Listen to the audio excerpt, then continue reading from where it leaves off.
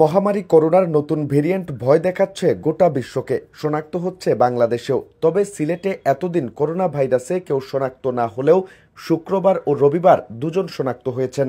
তাদের মধ্যে একজনের অবস্থা আশঙ্কাজনক। রবিবার বিষয়টি নিশ্চিত করেছেন সিলেটের বিভাগীয় স্বাস্থ্য পরিচালক ডাক্তার মোহাম্মদ আনিসুর রহমান। তিনি জানান, আক্রান্ত দুজন শহীদ শামসুদ্দিন হাসপাতালে চিকিৎসাধীন। তবে তাদের মধ্যে একজনের অবস্থা আশঙ্কাজনক। তাকে আইসিইউতে রাখা হয়েছে। তিনি ৮০ বছর বয়সী একজন বৃদ্ধ, অপরজন নারী। তাদের একজনের বাড়ি সুনামগঞ্জে আর অপরজন সিলেট মহানগরীর অধিবাসী।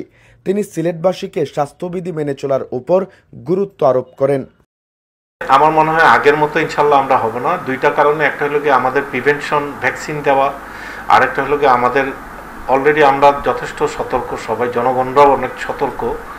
আমার কথা হলো কি এই মেসেজটা যেন আতঙ্কিত হওয়ার থেকে দূরে থাকা ফার্স্ট, এবং মাস্ক পরা, হাত ধোয়া এবং মাস্ক গ্যাদারিং থেকে একটু দূরে থাকা।